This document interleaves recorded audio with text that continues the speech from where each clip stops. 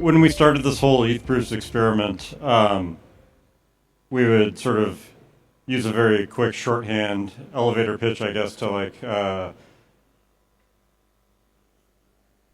paint the picture with people when we were onboarding and like having conversations, and we'd always say, ETH proofs, think L2BEAT for ZK VMs. So it's really, really cool to share the stage with a couple of main contributors to L2BEAT. So first of two talks back to back, we've got Luca Donno talking about native rollups.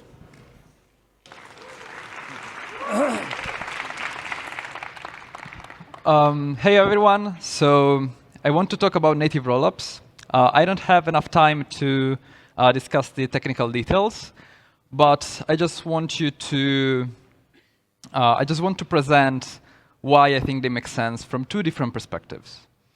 So the perspective number one is the perspective of we want to scale Ethereum, right?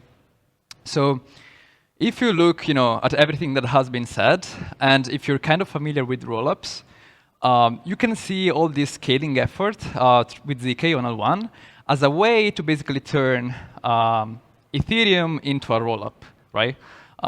If you look in the way that a ZK rollup works today, what a ZK rollup does is this, off-chain infrastructure that has its own state, executes some transactions off-chain, it proves those transactions, and sends a state root with a proof to L1, to the execution layer of Ethereum, right? And if you look on the other side at what L1 does is that we're taking the execution layer, we're making it an off-chain components, we execute transactions, we create a proof, we send the state root with the proof to the consensus layer. So I haven't seen this narrative very much, but in my opinion, again, the ZK1 effort is a way to basically turn Ethereum into a rollup, right? So now, if we do this, what's the limit of the scaling? And probably with this effort, we can get to the gigagas. But the thing is that, why stopping at the gigagas? Maybe we want to get to teragas per second, right? And the only way to do this is with horizontal scaling. And we've been discussing how rollups help with horizontal scaling, how we can use ZK to vertically scale and rollup to the same. Now that L1 basically becomes a rollup, a way that you could think about this is basically, okay, what if we run like multiple chains in parallel and then like settle all these like ZK execution layers? We run them in parallel and we settle them on the consensus layer. So this is like a classic ZK shard approach. It's kind of complicated, in my opinion, because now you need to think about a consensus layer that needs to coordinate multiple execution layers. How do they even communicate together? You need to figure out some messaging system.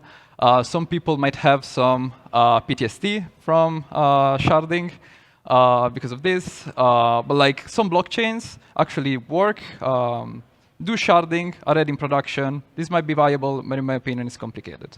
Another way is instead to use the rollup infrastructure that we have today. So you have one single ZK execution layer. This is L1 that gets snarkified. And then you have, on top of the execution layer, the ZK rollups. And this is basically what is already happening today, right?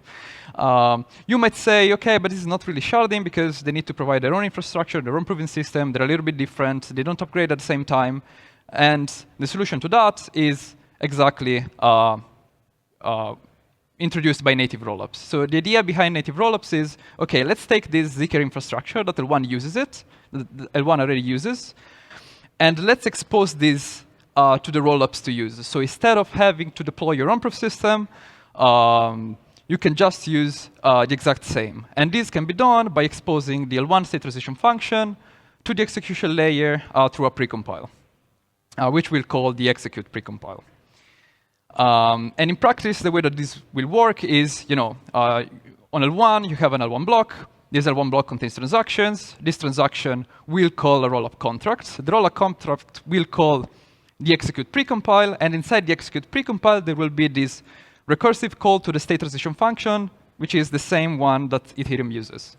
And what the L1 prover will do is that it will prove everything up until, like even inside this execute precompile, up until this state transition function call, and then everything that happens afterwards. and the transaction sender, which is in this case like a rollup operator, will provide a ZK proof when calling this, when sending this transaction. Can I toggle this? Yes. Okay. The second perspective is a little bit different. So the first perspective was about scaling L1. The second perspective comes from the rollup, right? So what are the issues that existing rollup face today? The first one is that they spend a huge effort in building the proof system and maintaining this proof system, versus like Alt-L1 competitors that don't do this. So if you need to decide today whether you want to deploy an L1 or L2, the problem that you might have if you want to deploy an L2 is that you have all these additional infrastructure that you wouldn't have as an L1. And this, it's a lot of effort that you are spending toward this that you would rather spend towards user and products. The second is that this increased complexity is a source of bugs, and this doesn't allow you to get rid of Security Council. So a reason you might want to be an L2 is because you want to be more decentralized, you want to prove your state transition, you want to have a secure bridge. So all good intentions, but at the end of the day, because of risk of bugs, you might need to have a Security Council that actually make you less decentralized than what you want to be, right? Even less decentralized than Alt-L1s potentially. And this is, something that Alt-L1s love to say, that L2s are bad because of Security Council. I've been talking also with some of the rollup teams here, and they are telling me like stage 2 might be too realistic, because again, it might be too unsafe to remove the Security Council. I feel like this is super sad.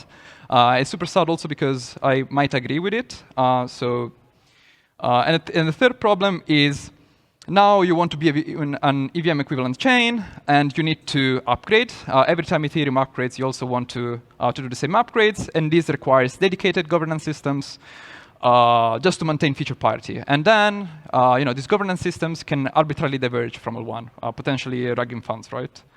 So this also adds complexity and trust issues. So again, the idea is, what if instead of doing all of this, you could reuse the same infrastructure that L1 uses? Some rollups might object because instead of having to reuse the same infrastructure, they might like actually building proof system and having their own stuff. What I argue is, what if instead, instead of everyone that does its own thing, we all converge into making Ethereum better and proving Ethereum blocks, and then afterwards we let everyone reuse this infrastructure.